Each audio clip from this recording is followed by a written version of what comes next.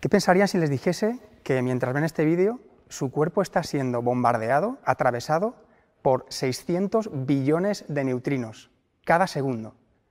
Los neutrinos, unas partículas elementales muy pequeñitas, prácticamente sin masa, pero que viajan muy rápido, casi a la velocidad de la luz. Y que este flujo de neutrinos que nos atraviesa constantemente lo hace todos los días de nuestra vida.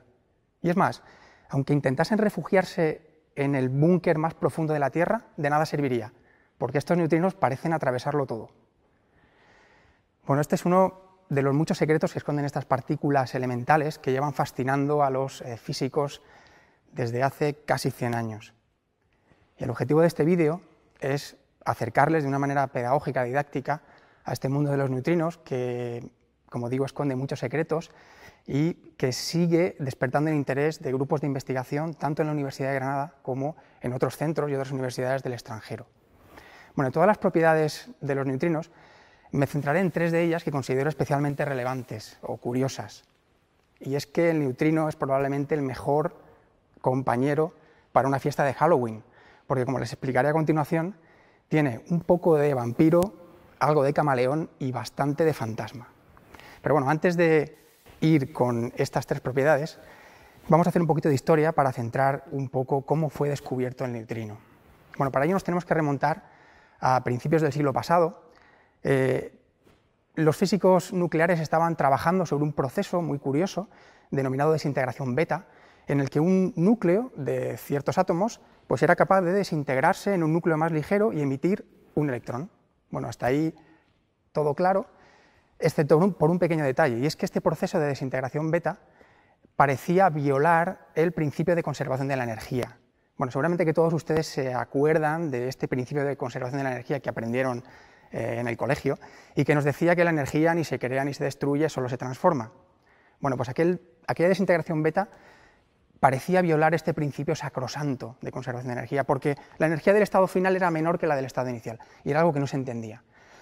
Bueno, en 1931, Pauli, un físico italiano joven, decidió plantear una solución que él mismo calificó de desesperada, y era la existencia de una nueva partícula no vista hasta entonces, denominada neutrino. Esta partícula se llevaría esa energía que faltaba. La llamó neutrino pues aludiendo a que sería neutra, a que sería muy ligera, con poca masa, y a que interaccionaría poco, es decir, que sería muy difícil de detectar. La idea del neutrino fue acogida con entusiasmo por la comunidad científica porque salvaguardaba este principio, como digo, sacrosanto de conservación de energía, pero creó un problema todavía mayor, y era la no detectabilidad de este neutrino. ¿Por qué no se había visto hasta entonces? Bueno, los físicos empezaron a hacer sus cálculos y llegaron a la conclusión de que sería necesario un bloque de plomo de un tamaño, para parar un neutrino, para detectarlo, un bloque de plomo del tamaño de 10 billones de kilómetros. Claro, aquel detector de 10 billones de kilómetros era complicado de construir en la Tierra.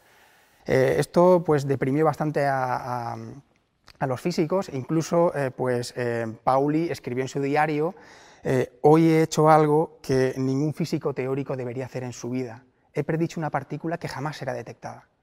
Bueno, los físicos experimentales se empeñaron en demostrar que Pauli no estaba en lo cierto, es decir, que podrían detectar el neutrino, y se pusieron manos a la obra. Para detectar neutrinos necesitaban 3 ingredientes. El primero, un flujo de neutrinos muy grande.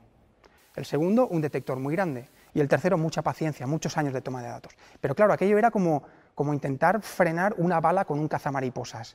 Era prácticamente imposible. Bueno, se olvidaron de la paciencia en un primer momento, y la primera propuesta para detectar neutrinos consistió en colocar un detector debajo de tierra y hacer estallar una bomba nuclear. La bomba nuclear iba a emitir muchos neutrinos, con lo cual sería fácil detectarlos. Bueno, para que luego digan que no hay físicos locos. Esta idea fue rechazada pues, por innecesariamente dramática o violenta, y al final se decidió acercar un detector a un reactor nuclear en Estados Unidos, que también emite muchos neutrinos.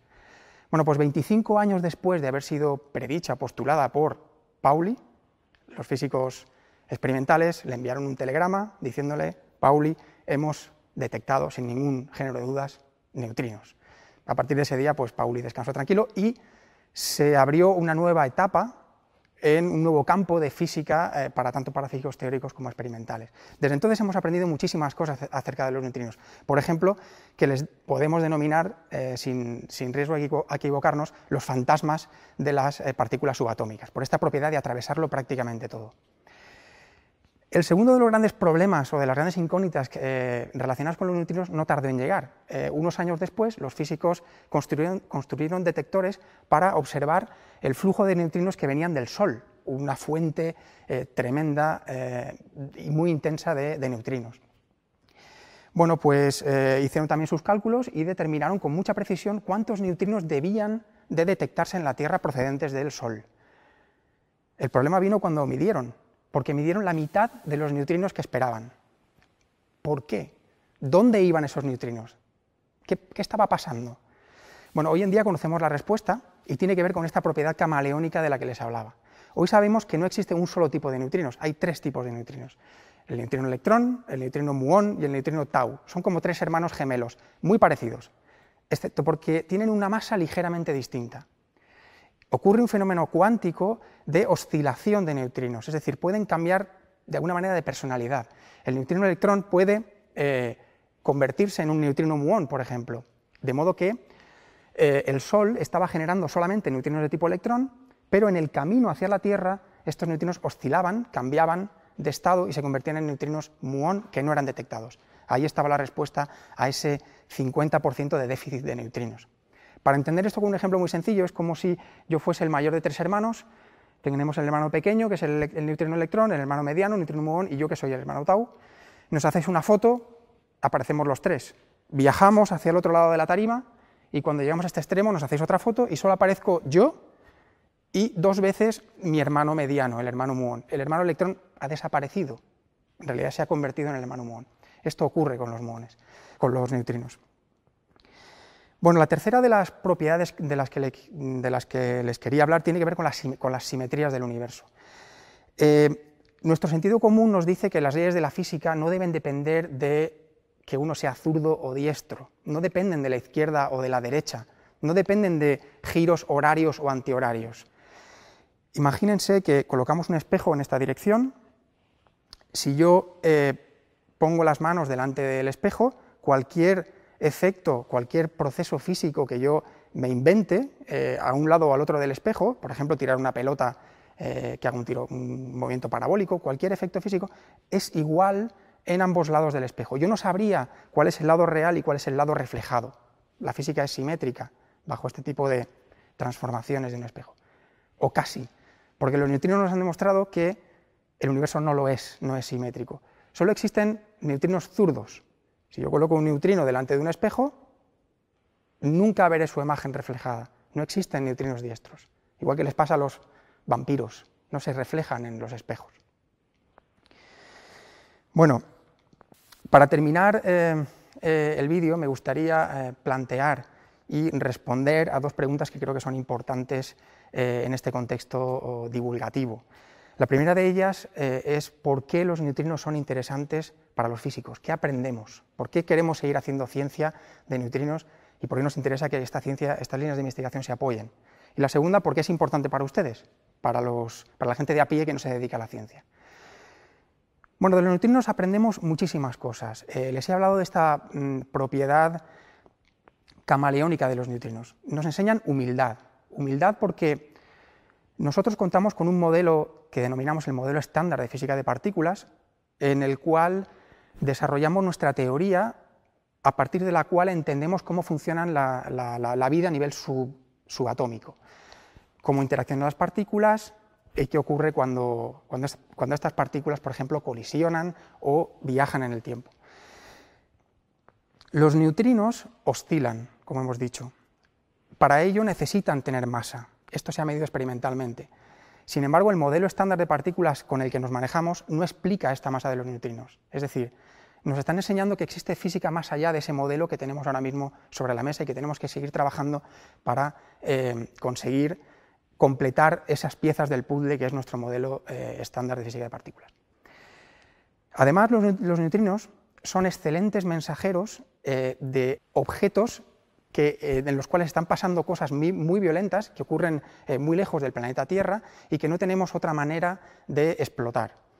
Imagínese un objeto que se encuentra muy lejos, donde ocurren, como digo, procesos que no entendemos porque no accedemos a esa información mediante las técnicas habituales, mediante telescopios ópticos, por ejemplo. Los neutrinos son capaces de viajar desde esa fuente hasta la Tierra de manera inalterada. Hemos dicho que no interaccionan, tienen esta propiedad fantasmal de atravesar paredes y la Tierra. De modo que son capaces de transportar a la Tierra toda la información de lo que ha ocurrido en esa fuente. De modo que son, como digo, mensajeros privilegiados. Por eso actualmente hay mucho interés en construir telescopios de neutrinos.